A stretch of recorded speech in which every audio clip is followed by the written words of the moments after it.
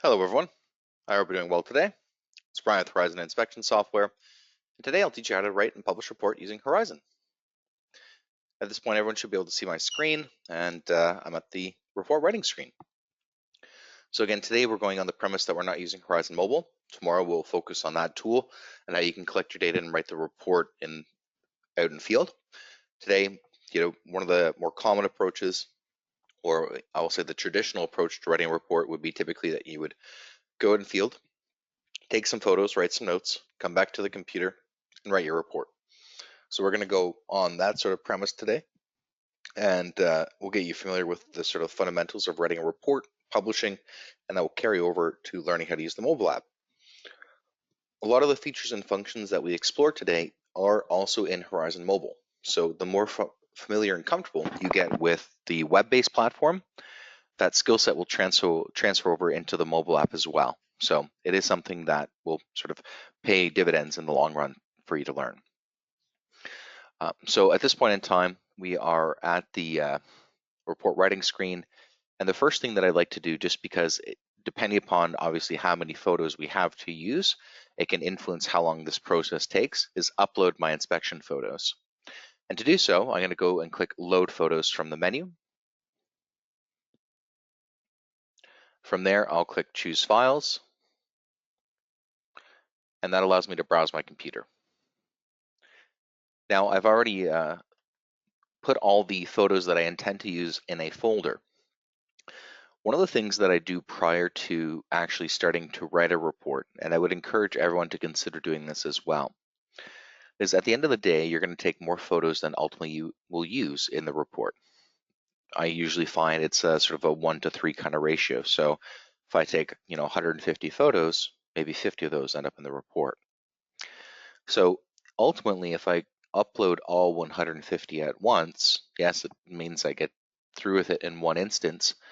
But when I come to write the report, I'm now looking through more photos that I don't want to use than I intend to. So what I recommend people do is when they put all the photos onto their computer from their device, that you look through the photos and decide which ones you actually are going to use, right? And simply create a separate folder. In this case, you can see inside of the main folder here where the photos are. I also have one called Master, for example. So it doesn't matter what you call the folders. But what I would do is I would drag the photos that I don't want to use into this second folder. So at the end of the exercise, it may take me 5 or 10 minutes to do this, but then I have 2 folders. The first one with photos that are going to end up in the report, full stop.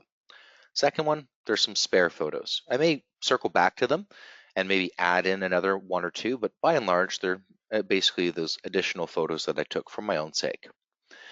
So this is going to allow us to more efficiently write the report because we're only going to look at the photos that we want to use.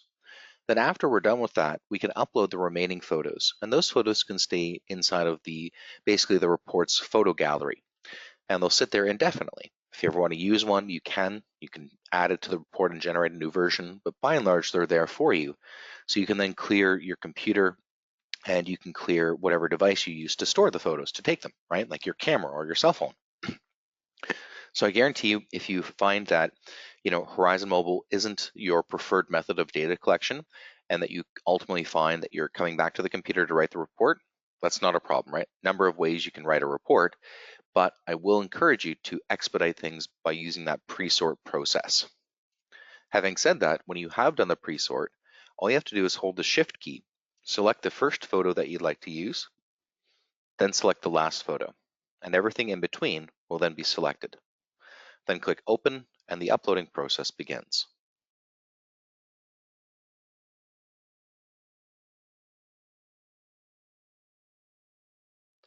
Once we're done uploading, we'll be returned to the report writing screen, and the photos appear in what is called our unused photo gallery. The unused photo gallery is turned on by this button. I would recommend that you turn it on, and it'll simply stay on until you, if ever, turn it off for a future report. The benefit of the unused photo gallery is first that you see all of your currently unassigned or unused photos. In a gallery, we have 25, and I can select any of these photos. Now currently, I have it set to show 4, so I get a larger preview. But selecting 6, 8, or 10 will change the perspective, and give me smaller thumbnails, but I get more images on screen. Now, beneath the images themselves, we have some radio buttons, and these allow us to toggle between the photos that we're currently looking at and that we could use for the report. We're going to use this photo gallery to largely compile our recommendations and, in fact, pretty much assign every photo that we want to use. But we're not going to use that photo gallery right yet. So I always like to load my photos in just because, again, especially if you're using a really high quality camera, the uploading process may take several minutes, right? You're uploading hundreds of megabytes. Once we've got that done, we don't really have to worry about that until we want to load in that second batch of photos. But at that stage, we're done the report. So it doesn't matter if it took even 15 minutes to load the extra ones in. We're not really fussing at that point. So we're going to take care of that first. And the next thing we'll go to is our templates.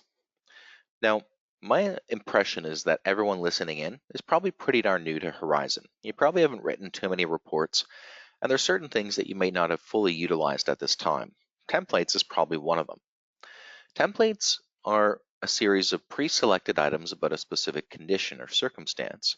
Now, you create them yourself because ultimately what is unique to you or common to you for writing a report is exactly that, unique to you. So you have the ability to control what information gets compiled in your templates. Now, some examples here. I have ones for scope of inspection, indicating the method of inspection I attempt to use for the different systems, standard limitations and exclusions, explaining what falls outside the scope of a home inspection, some standard reporting items, right? So some very common things. You may notice there's a theme here, pretty much things that routinely appear in your reports, right? That's a good example of what a template could be used for.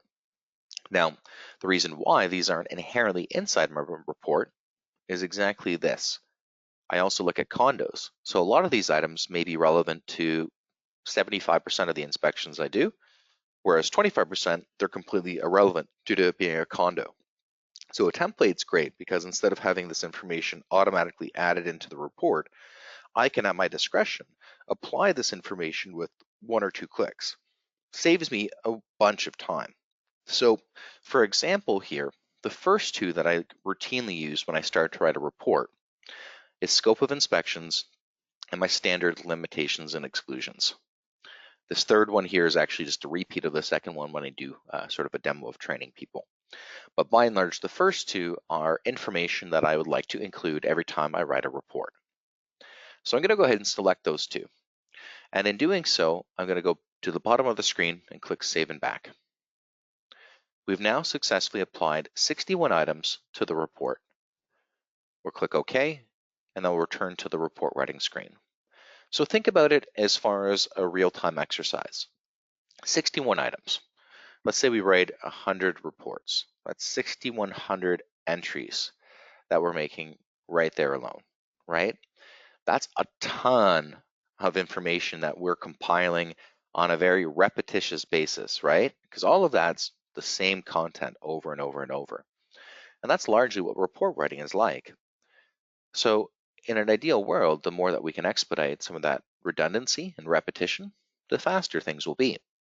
So I would encourage you to consider setting up templates for things that you can control right out the gate, like perhaps if you indicate the method you like to use to inspect an area, or items that are outside the scope or that you don't inspect. Great ways to utilize templates, and you can always then expand upon their use for other scenarios.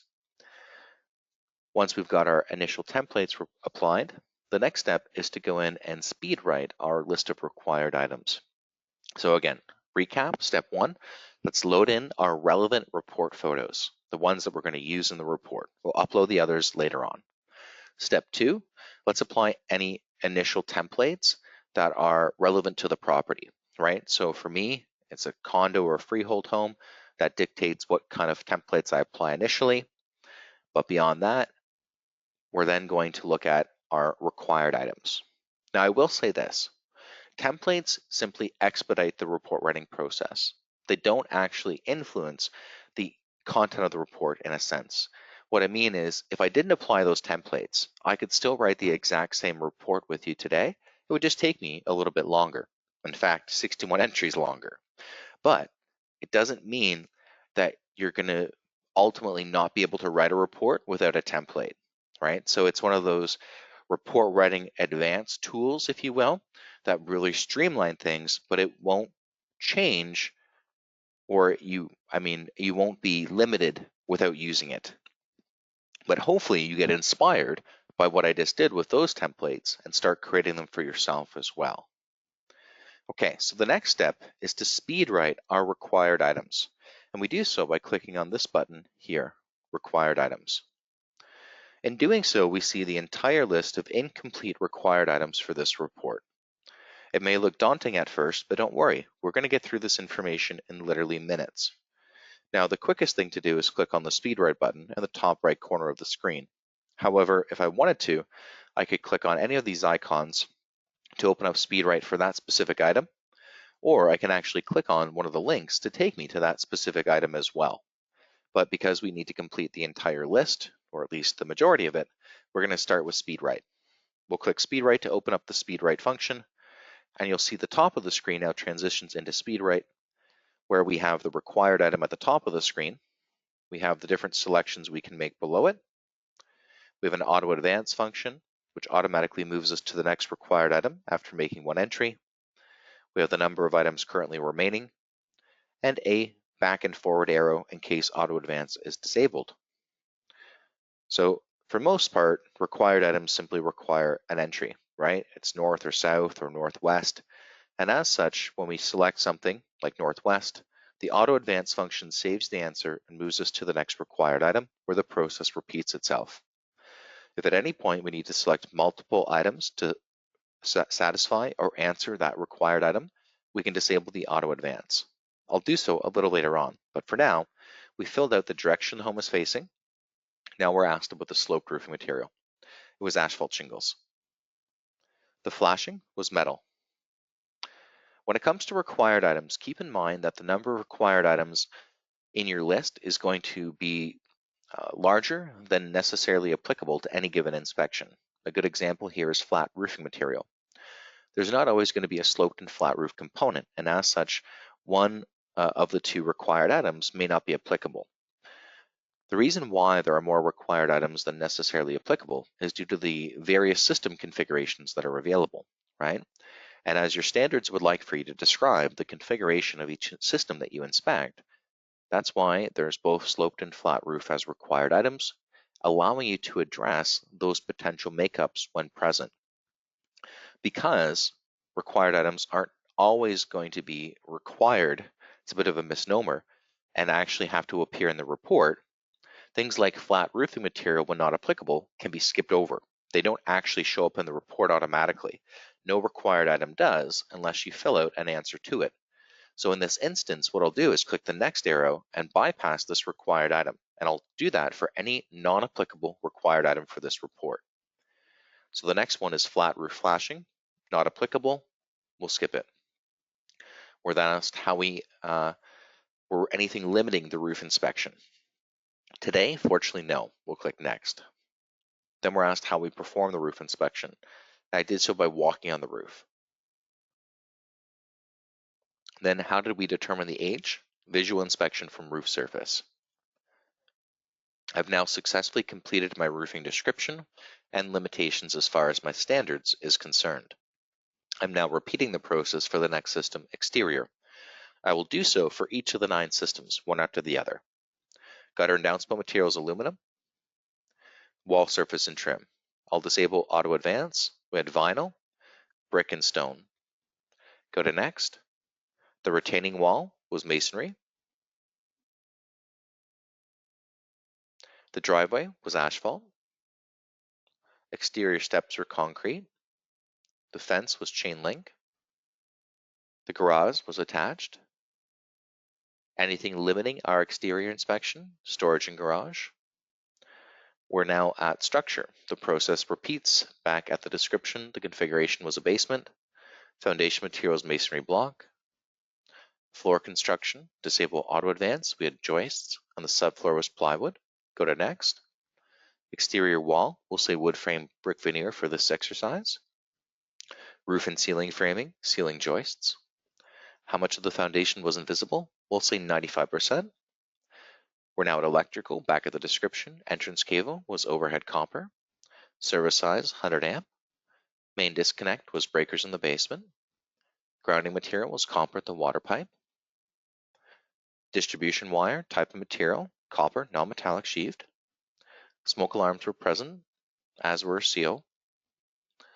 Anything limiting our electrical inspection? Yeah, restricted access, couldn't get into the garage. Heating, system type was a furnace, gas furnace, about 175,000 BTU for capacity, which means for me it was a high efficiency. It was induced draft. Approximate age, it was a 4-year-old unit. Typical life for high efficiency is 15 to 20. Main fuel shutoff was at the meter. Fireplace stove, there was a wood burning fireplace. It had a masonry chimney. Anything limiting our heating inspection? Disable auto advance. Top of the chimney too high to see well. Vent connectors, chimneys, and interiors of flues not inspected. Chimney interiors and flues. Chimney cleanout. Let's go to next. Air conditioning. It was an air-cooled unit. Now, something I'm going to denote later on is that there were multiple AC units in the home, and I'll show you how to reference that as a comment. So right now we're doing the data entry portion. We'll add in and elaborate on these items later on if necessary. We'll select air-cooled. Capacity was 36,000 BTU for both units. They're both 5-year-old units. Typical life is 12 to 15. Anything limiting our cooling inspection? No, we'll go to next. Okay, we're now at insulation. The insulation material on the roof was glass fiber, about an R28 value. It had craft paper for the vapor barrier. We had roof and soffit vents. Wall insulation material was not determined. Foundation wall insulation material was not determined. Floor above basement crawl space material not determined. Anything limiting our insulation inspection? Walls, they're only spot checked. How did I perform the attic inspection from the access hatch? Anything not included as part of a building inspection. In this case, there wasn't vermiculite in the attic or something that I suspected could not be disturbed, so I'm not going to include this. I'll skip over. I'm now at plumbing. The service piping was copper, as was the supply piping. The main fuel shutoff, in this case, it was at the meter. Water heater type, it was tankless indirect. The water heater fuel energy source was gas. I'm going to skip over capacity in this case because it was tankless. Water heater approximate age, it was a 6-year-old unit. Hot water circulating system was present. Waste and vent piping was plastic. There was a sump pump. Floor drain was near the laundry area. Nothing limiting our plumbing inspection. Fixtures not tested, not in service. In this case, there was nothing present that I didn't test. Major floor finishes, disable auto advance. Carpet, hardwood, and tile. Go to next. We had plaster drywall for wall and ceiling finishes. Windows, disable auto. Fixed, single, double hung. We had a skylight and in this case also a couple sliders. Let's go to next. Exterior doors, disable auto. Hinged, solid wood. Garage door was also wood. Go to next. Anything limiting our interior inspection? Carpet, storage, and furnishings, as well as storage and cabinets. Go to next. Items not tested, nothing here. Perfect, we've now successfully completed SpeedWrite. You may notice that there are 9 items remaining, the 9 items that were not applicable to the exercise today. Now, those items may be applicable to the next report you write. So that's why they're going to remain on our list of required items. We don't delete any of the existing required items, and I'll show you a little later on where that can happen. But the reason why you don't want to delete any required items is that it impacts your list. And the list is actually one master list shared across all reports. So if I went and deleted something like flat roofing material, it wouldn't come up in SpeedWrite. And we don't want to miss that opportunity to fill that information out and be out of compliance with our standards. So although we can expand upon the list, I would encourage you to not subtract from it. Once we're done with SpeedWrite, we'll click close to get that section of the screen back.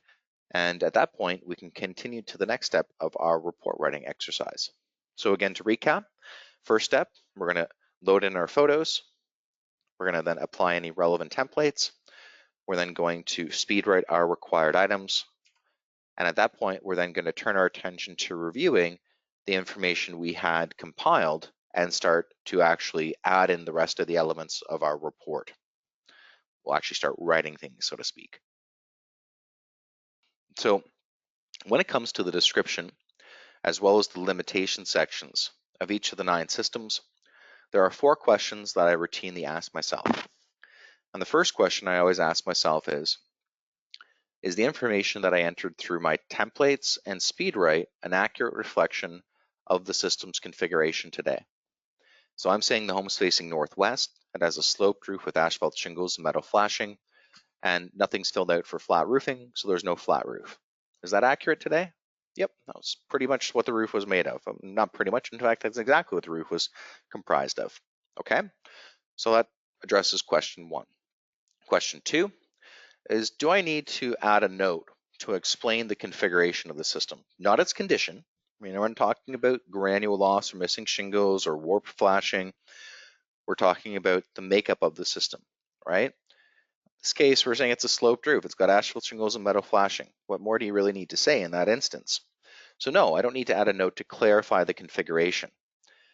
Where I may consider doing so would be like if I had multiple heating or cooling units and I wanted to indicate the different capacities or where they perhaps serviced in the home. That would be a great note to help explain the configuration of the system. Again, we're not talking about its condition, just simply the makeup of the system. So second question was, do I have anything to add in to help explain that makeup? Nope, this is pretty cut and dry. Third question I ask myself is, do I have any reference photos? So reference photos would be exactly that, a reference photo of the system or component. Now for me, I don't have reference photos everywhere in the report. In fact, I have them in a very few spots. Reference photos are largely at your discretion. In fact, photos in the report are completely at the inspector's discretion. No standards says include photos. So that goes beyond the standards already. And including photos beyond anything of a condition or defect certainly even further exceeds that. But again, because you write the report, it's ultimately at your discretion where these things show up. So I'm not going to necessarily add things in the description for my roofing system, but I will showcase how to do that in other areas that I feel more relevant, like electrical, heating, cooling, and plumbing. And if you would like to then repeat that process in another system, like roofing, exterior, or anywhere else, it's simply the same process in a different spot.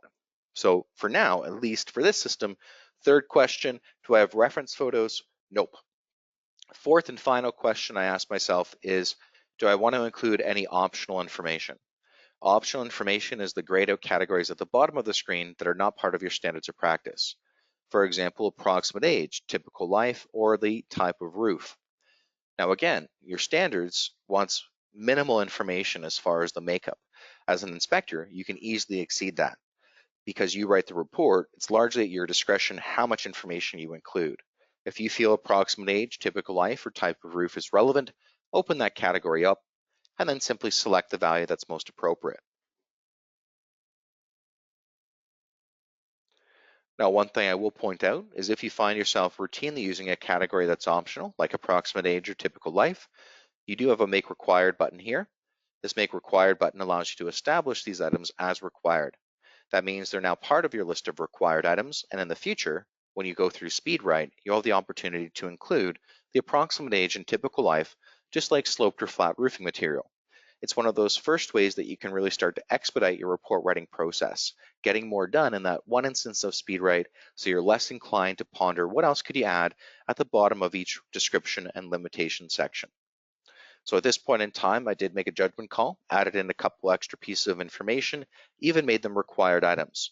I have now completed my roofing description, and I can proceed along to the next section, which is our limitations. Remember that this section is also here largely to satisfy your standards of practice. So as such, the information here is going to be a byproduct of both your template and or SpeedWrite. We're going to treat it in the same fashion, same 4 questions. First question, is the information I entered through SpeedWrite and my templates accurate? So I indicated my scope of roofing under general. I said I walked on the roof. I determined the age while I was on the roof. I don't look at the antenna and the not readily accessible interiors of vent systems, flues, and chimneys. I think that's fairly accurate. There's nothing amiss there. Next question, do I need to add a note to clarify any of these limitations or methods of inspection? No, they're pretty straightforward. In fact, I didn't have any limitations here. So everything's pretty straightforward. Third question, do I have any reference photos that I want to include? Nope, fortunately there were no limitations here, nothing I need to really reference. And the fourth and final question is, do I have any optional information I wish to include? Well, as you can see, there's actually not even any grayed out categories at the bottom of my roofing limitations. That's a byproduct of me, first customizing it and setting up additional items as required, and then using the show hide function to remove items that I don't use. If you are interested in more information about how to truly customize your database, we do review that on our Monday sessions, or you can also ask me during the Q&A. But at the very least, at this point, I could even eliminate that fourth question when I get to my limitations for roofing, because there's nothing there that I could even ponder, making the report writing process even faster, right? We're all about trying to expedite how quickly we can get this done. And if I don't have to go through 4 questions, I can only go through 3, well, you can already see the time savings. All right, we're now at our observations and recommendations for roofing. And this is where the process is going to differ quite a bit, right? We didn't enter anything in our recommendations through the template and or through SpeedWrite. So that means we have to enter this in manually ourselves. And that's largely just because, well, that's a byproduct of having to fill out the conditions that are unique to this property, right? So we're going to rely on the photo gallery at this point. And the photo gallery is going to help us compile all these images and the conditions that we encountered. First thing we do is we click on one or more of the images, and in doing so, it puts a green border around them. That indicates these photos are selected. With the photos being selected, we can now assign them to any item in the report. So what I'll do is I'll find the appropriate category. Now in this case, the categories are labeled with the component on the left-hand side and the respective material on the right-hand side. So I'm looking for sloped roofing asphalt shingles, and it's near the top of the list. When I do have that category open, I'll then find the appropriate condition, cupping, curling, clawing. When I select that condition, it adds the photos that I've selected to the condition. So at this stage, I've now compiled the photos to the condition cupping, curling, clawing, and I'm asked to make my recommendation. Here, the first 3 columns, direction, floor level, and room, make up your location field. You can use one or all 3, completely up to you. Then we have our task, time, and cost. All of these are completely optional. Use what you're okay with or your standards allows. For me, I'm going to select a direction as various, task as replace, and time as immediate or as soon as practical. I'll then click Add to Summary. So in this case, we've compiled our recommendation, even added it to our summary page. I'll then click Next. This allows us to then edit the photos, you can see them right here, or add notes, or even refine our recommendation if we need to. So starting top down, in order to edit the photo, just simply click on it. At the edit window, we have a circle and arrow, as well as a caption option. Before we do any edits though, we can adjust the shape color using the sliding bars here. There are 3 of them on the left-hand side, and you can utilize those to change the color of the shape to anything that you'd like. Now below the shape color, we have circle size and arrow direction. So again, we can utilize those to influence the size of the circle before it's added to the screen or the direction the arrow is facing. In this case, I'll use a couple arrows and I'll simply click on the arrow on the left-hand side.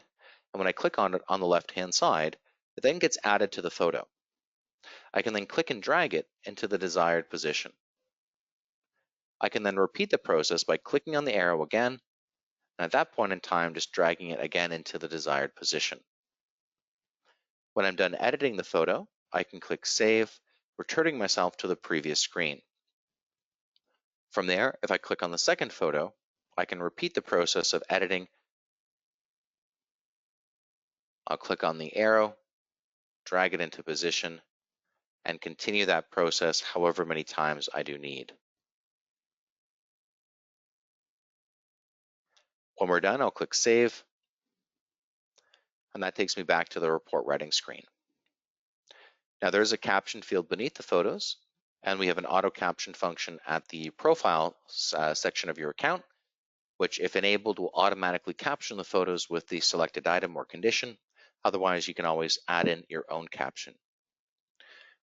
We also have a note field where you can add a note about the item if necessary. Notes are completely optional. Use at your discretion. Save and close when done. When you're brought back to the report writing screen, the process simply continues. We will find the next relevant photo. Once we find it, we'll then go ahead and choose the appropriate category. I'll stay within the framework of one system and address all the conditions and photos related to that system before moving along. So in this case, the second issue is another item on the roof. It's about the skylight flashings. They were damaged and patched. I'll choose the condition and I'll make my recommendation. In this case, I'll say that the skylight was found on the rear left side of the roof. Task is going to be monitor ongoing. I'll then click next. From here, I'll click on the photo. I'll change the direction the arrow's facing just a bit. Save my work. Add in a quick note about no sign of leak. So you can see here that I've previously written this note or a variation of it. Horizon does store your 10 most recent comments within every item, so you can repurpose them as you put in one or more similar words. So basically it stores the comments that you've made, and if you put in one or more of those same words, it will show you those previous comments, allowing you to select and repurpose them on a future report. So we've now edited the photo, we've got our comment, we've got our recommendation. Save and close takes us back to the report writing screen. I would then look for any other photos related to our roofing system, and in this case, there are none. Fantastic, we've successfully completed our first complete system. We then move along to the next system, being exterior, and back to the description. I always start from basically the description all the way through to recommendations, and then repeat that process until each of the 9 systems is done. So from here, we're going to ask ourselves those same 4 questions again. Is the information currently selected as a byproduct of SpeedWrite in my templates accurate? I'm saying the gutter and downspout material is aluminum. The property had vinyl, brick, and stone wall surfaces and trim. It had a masonry retaining wall, an asphalt driveway, the exterior steps were concrete, the fence was chain link, and it had an attached garage. Yes, that's accurate. Second question, do I need a note to clarify the configuration here?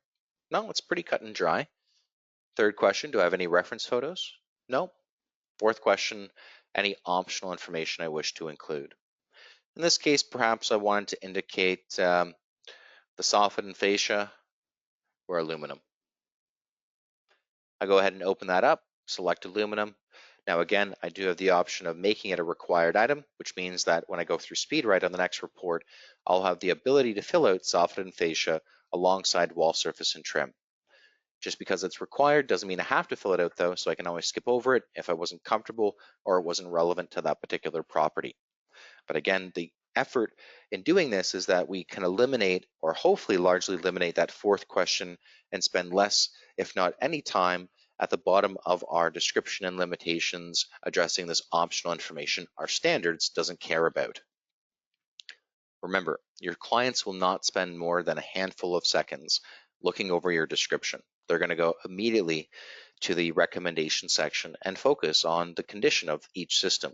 So don't spend an extra 15 minutes dealing with the description when your clients aren't even going to spend 15 seconds looking at it. Guarantee you, you're not going to get the time back. You're not going to get the value back. It's going to be a lot of wasted effort. And unfortunately, it's not going to, it's going to add to your reporting time and you're going to get very little out of it, as will the client. So we're going to move along to our limitations. And again, the 4 questions repeat. First, is this accurate?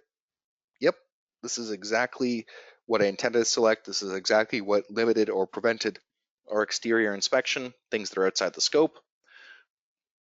Do I need a note to clarify this? Nope. I'm going to create a recommendation about the storage and garage limitation when we get to recommendations, which is going to supplement the limitation here. So that will sort of speak for itself. I don't have any reference photos because I'm going to use the photo of the storage and garage for the recommendation. but I do have a photo that I will use about that situation, just in a different spot. And lastly, do I have any optional information I wish to include? Nope, I don't feel that I need to indicate this. I've already indicated storage and garage here, so I don't feel I need to double it up and say that I couldn't access the garage here. So in this case, we're good. As simple as 1, 2, 3, sometimes 4. Let's move along to our recommendations.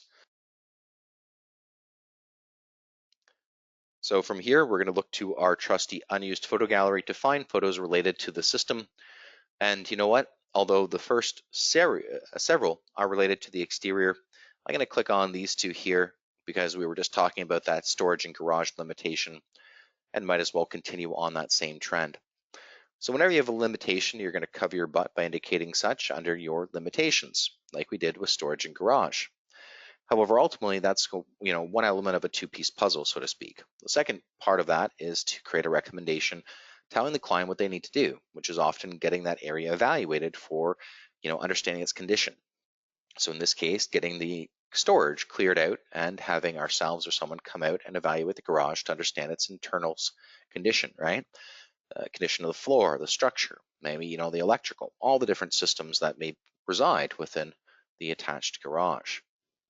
So having said that, we've selected the photographs. Now, a little trick here for everyone. It is a byproduct of your browser, so it's not specific to Horizon, so it can help you anywhere, and it's Control F. If you hold the Control key on your keyboard and press F as in find, it brings up the find function.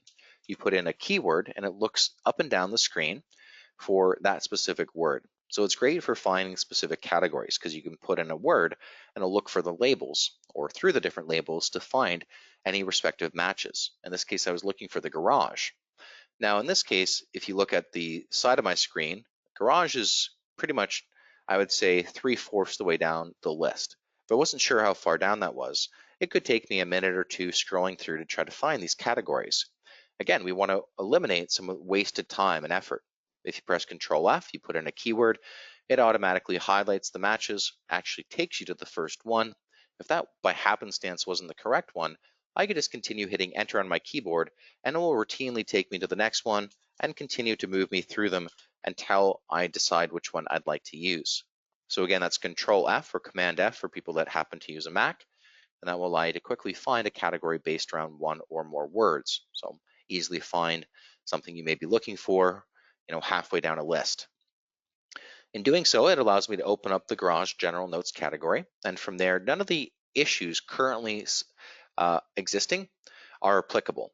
I mean, they could be, but we can't get in there. So we have to use this blank item option to create something unique that's standalone for this property. So blank item. Make our recommendation just like we've been doing all along. So in this case, the location is the garage, task is further evaluation, time as soon as practical, add to summary. Go to next. Okay, so in this case, the auto caption function doesn't work for a blank item because there's nothing there to draw off of. So I'm just going to write storage and garage as the caption. In fact, I'll copy that and paste it into the second photos caption field as well. The condition, well, I'm going to say inaccessible garage.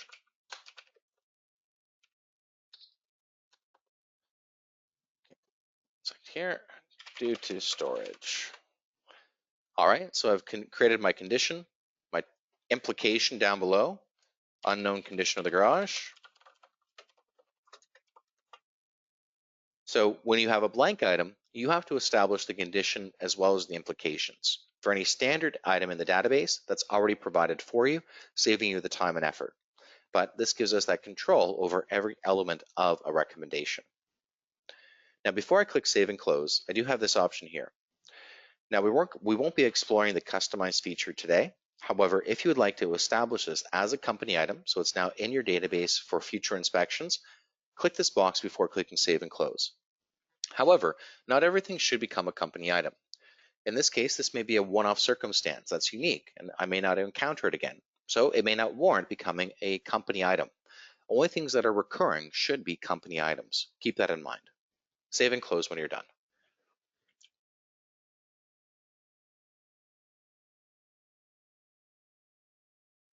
Returning to the report writing screen, we're now going to turn our attention back to the photo gallery. and we're going to select the next sequence of photos that we'd like to use. You may also notice a consistent theme. For the most part, my photos appear in pairs. You have the ability to dictate how many photos you take and how many appear in the report. When you compare 2 versus 1 photo of an issue, 2 looks dramatically better in the report, especially if you can do a micro-macro of a specific issue. Right, a photo closer up, one a little further back, really allows the client to gain some good perspective of where the issue is and what it looks like, and can even help eliminate having to mark up the photos. But you'll see when we preview the report how much extra white space it does eliminate in contrast to a single photo. And that's the other benefit of it, is it just makes the report more visually robust. So I tend to do things in pairs. Got my 2 photos selected. We'll find the appropriate category dedicated to gutters. Now, fortunately, this one's near the top of the list, so we won't have to Control F. And then we'll select clogged. From here, I'm going to repeat the process of editing the photos first. Now, wait a second. Let's just click cancel for a second here. What happened? Did you notice something? It bypassed that middle step. We didn't have to make the recommendation. It did so for us automatically. See, Horizon has a really cool feature called preset recommendations. You have the ability to preset the note, location, task, time, even a cost estimate for a recommendation. And in turn, whenever you make that recommendation in the future, those preset values get automatically applied for you. So in my case, I've preset for clogged gutters a location as various, a task as clean, and a time as immediate. That means on subsequent reports, when I select the condition, it automatically drops that information in for me. Now from here, all I have to do is, in essence, really edit the photos. Everything else is done. So over time, when you're writing your reports, if you find that there's some commonalities between the recommendations you make for a specific condition, maybe it's always the same task, the same time, same location or note, or maybe you always add it to the summary. You can then preset those items as you're writing a report, and then on future reports, have that process expedited as a byproduct of the preset. So all I did, I'll click this link again. You'll notice it now says set current location, task time, cost, summary entries as defaults.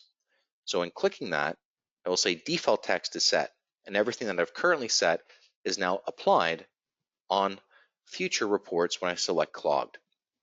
Definitely something you'll want to do for some commonalities when you start to write your reports with Horizon.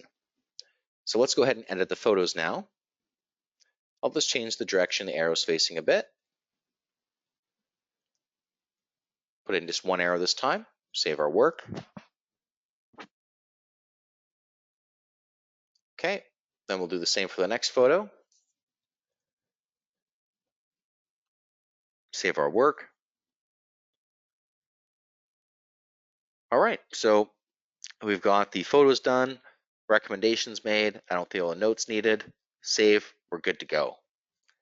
All right, so at this point in time, we'll turn our attention back to the photo gallery, and the next 2 photos also happen to be about the exterior, some downspouts missing their extension. We'll select the 2 photos. I'll go to my downspout category near the top of the screen, and then I'll select discharges too close to building. In doing so, what do you know? Another preset. It has a task automatically provided, a time, a note. However, in this instance, the location is missing, as that's going to be more situational as to where the downspout was missing. I'll just type it in here.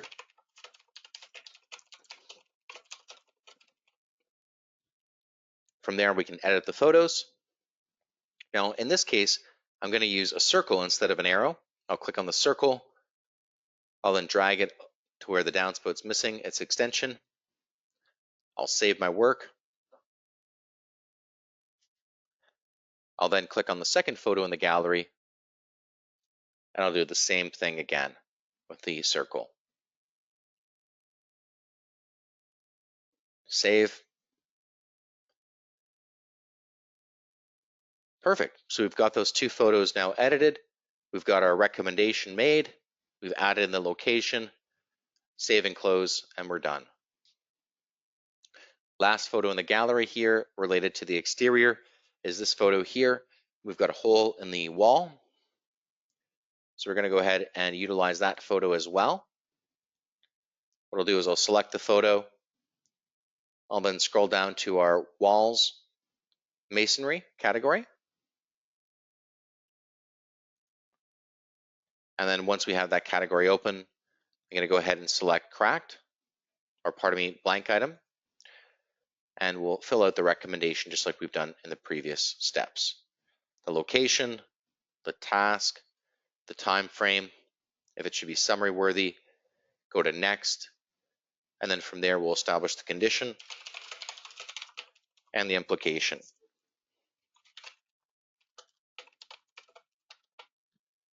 Save and close when we're done. Takes us back to the report writing screen. Okay, so at this point we're done with our exterior system. We're now at its structure. So there's nothing new that I'm going to explain about the process for structure, description, or limitations. It's the exact same thing we've covered in the last couple of systems. So I'm just going to expedite to our recommendations, as there's nothing really we're going to learn new until we get to here. So when we get to our structure recommendations, we have this category called recommendation overview. Now every system has this under recommendations. It's just the first one we'll use it in tonight. So when we have a system that's in good condition with no notable deficiencies or conditions that we want to document, we can use this recommendation overview to indicate that we still looked at the system and found nothing noteworthy to put in the report. It basically tells the reader that we still looked at it, but found nothing that is, warranting their concern.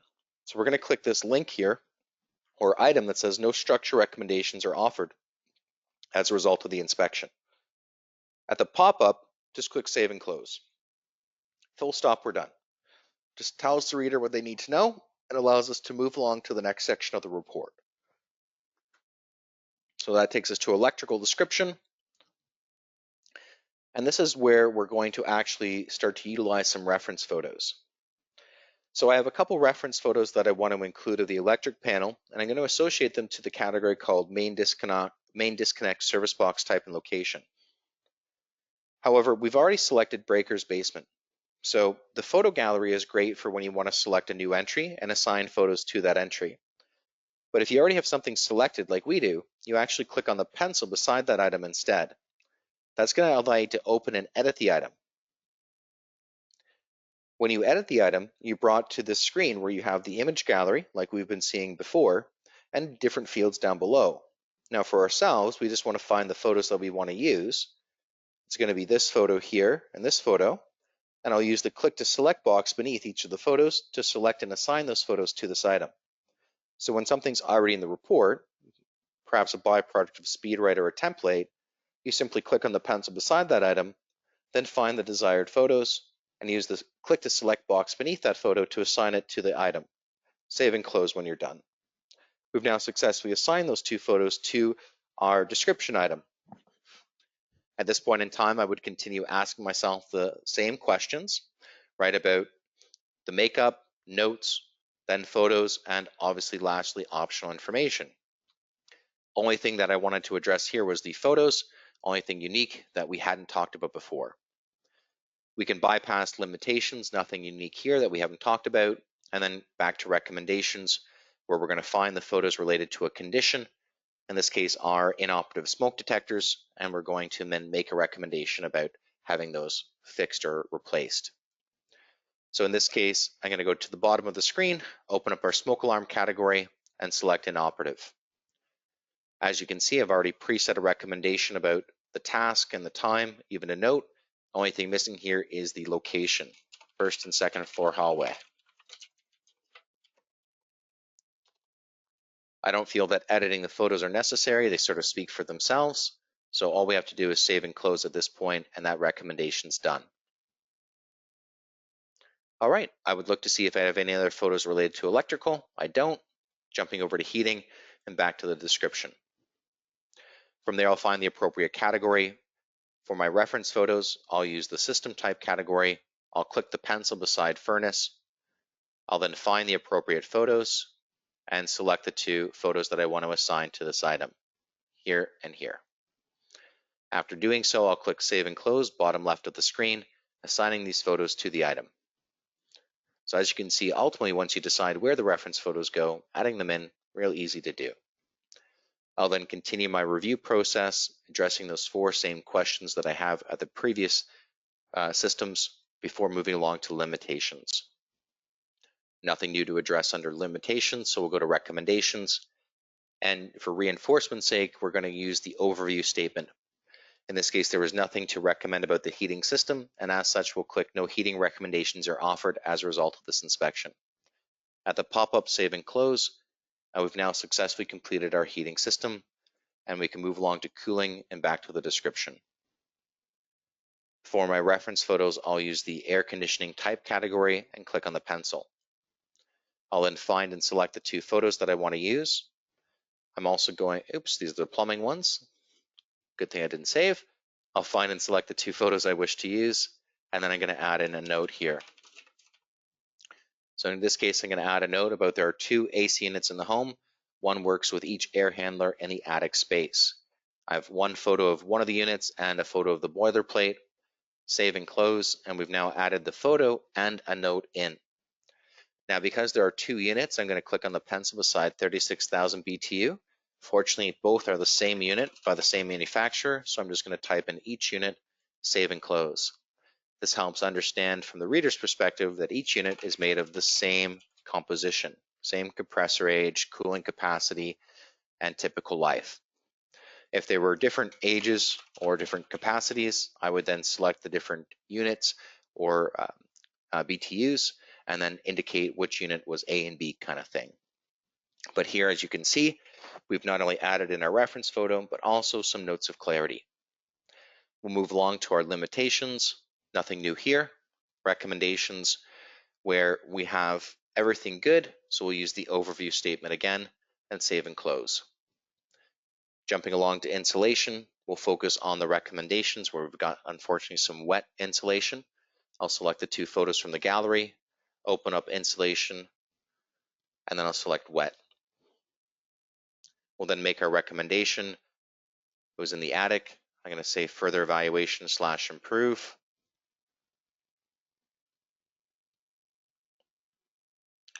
I'll say as soon as practical, add summary, go to next. So in this case, I'm going to put a slash between further evaluation and improve as I selected 2 tasks there. Here's the 2 photos. Save and close. I'm not going to mark them up just for the interest of time. And then we'll continue along to plumbing. Back to my description. I'm going to scroll down and I'm going to assign the photos to my water heater type. Under tankless indirect, I'll click the pencil and I'll select the 2 photos. Now, because I'd accidentally selected them at a previous screen, they have an incorrect caption. I'm just going to delete and leave them captionless. And I'm going to add a note about the water heater is an indirect fired unit that works with the boiler to generate domestic hot water for the home. Save and close. So we've added in our photos and comment. I'll then move along to limitations where there's nothing new. And lastly, recommendations where I've got 2 photos of a leaky faucet. I'll use Control F again, type in faucet, just conveniently takes me down to that faucet section. I'll open up faucet and I'll select drip leak. From there, we've got the photos already added in. I've used a preset for task and time.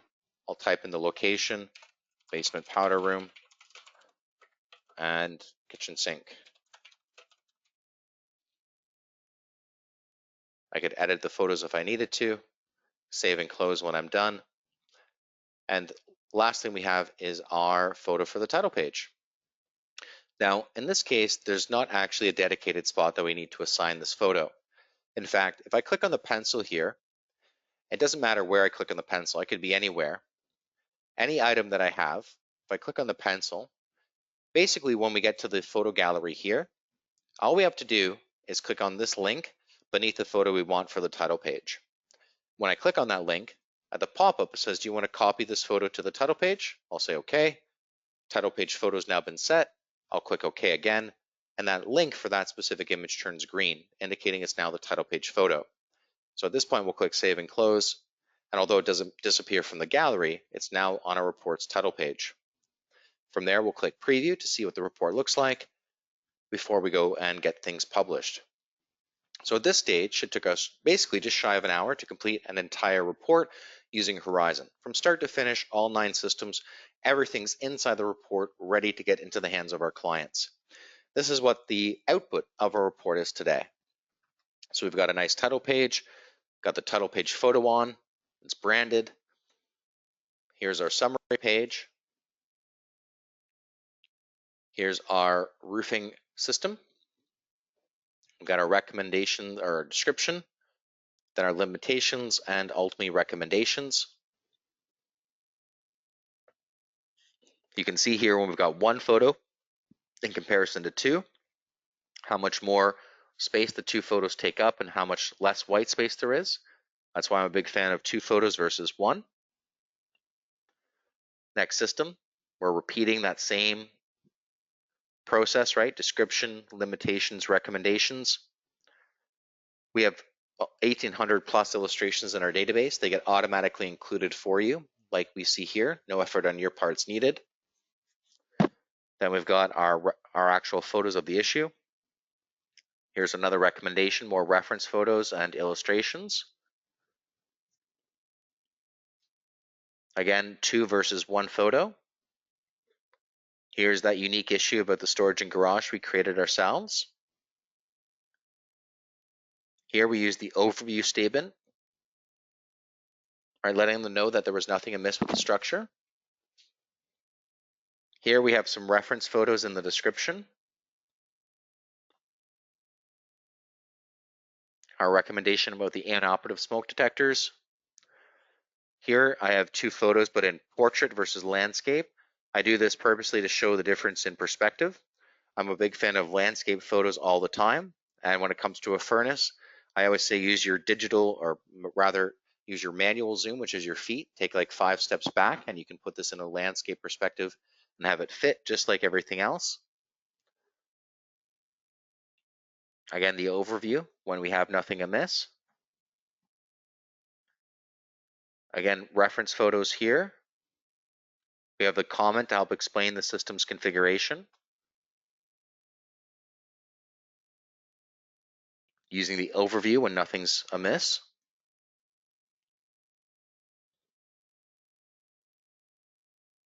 More illustrations followed by our photos. Again, some reference photos and a comment to help educate the reader.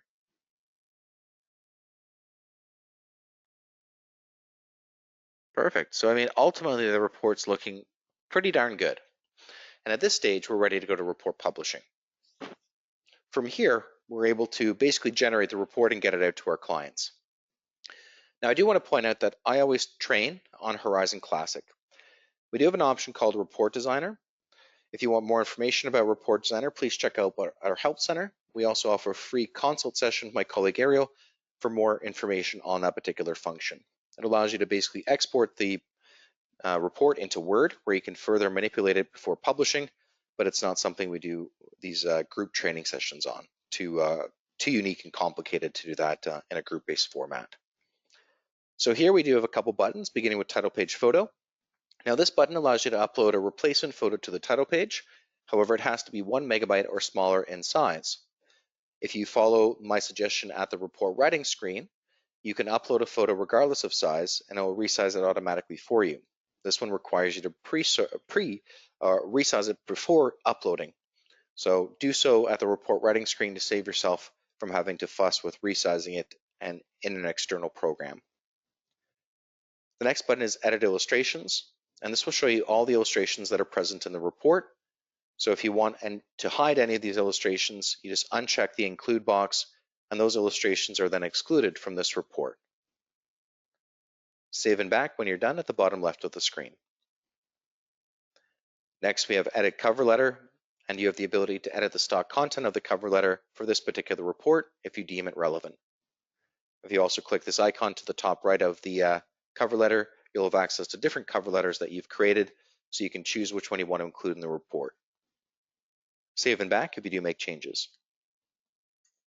Same with the summary. By clicking Edit Summary, you can edit the introduction or the conclusion. If you do make changes, make sure to click Save and Back, and it will apply the changes to this report summary. Edit Appendix is where you can upload third-party documents to the report, like a contract signed in person or lab test results. They have to be in JPEG or PDF format. All you have to do is browse your computer. Once the file is selected, upload it, and it's added to the report's appendix. You also have an appendix library where you can store documents and then add them to any report you'd like. So in this case, I have a couple documents stored down here about pest and pool inspection services. And if one or more was relevant, I can click Add to this report, and that item is added to the appendix of this given report.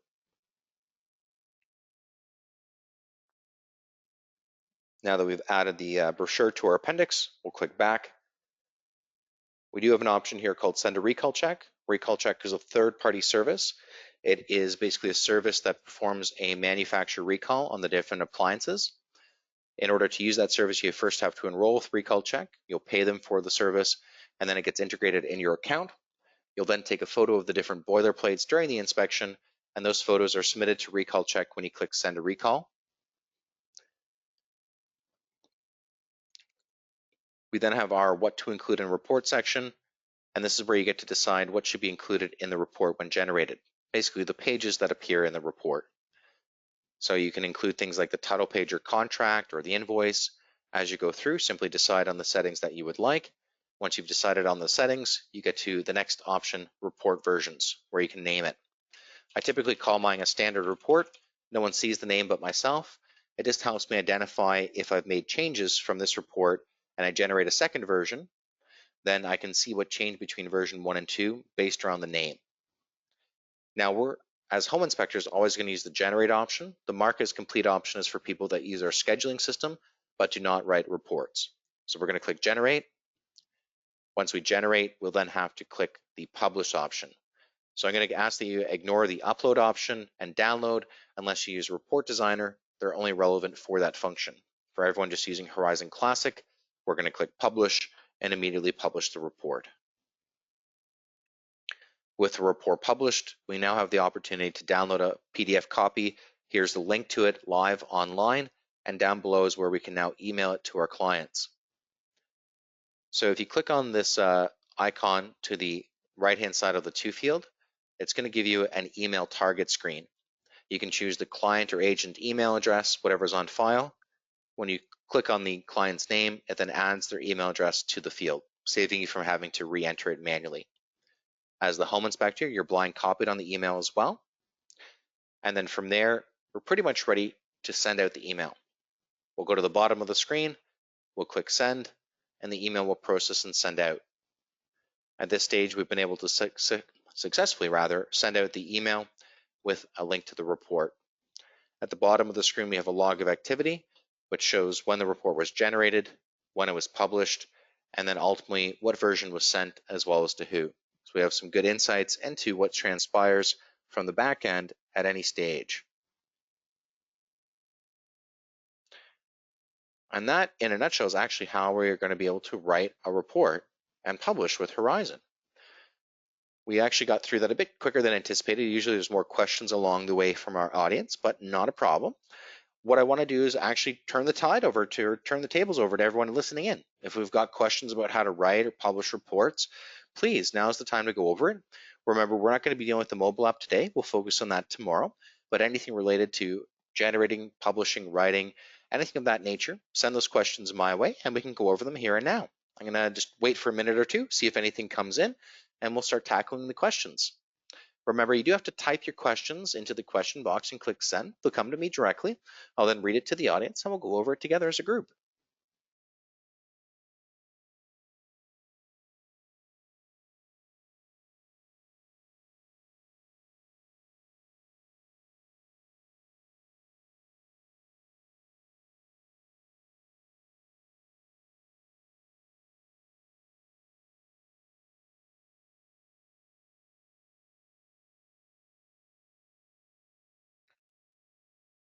Sure, Paul's question about creating a template. So Paul, you just go to Profile, go down to Section 3, Report Config, and go to Templates.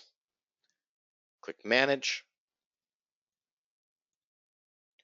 And this is where you can set up your templates, Paul. So Click create a new template. Name the template.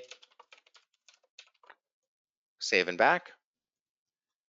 Once it's in your list, find the template you created. Click edit. Then click edit template contents. And a template mimics the report writing screen. So at this point, you just simply go through and select the items you want as part of your template. So whatever you want to make the template based around or for, you then go in and you can start filling out those different values. So you can start to select whatever you want as part of the template.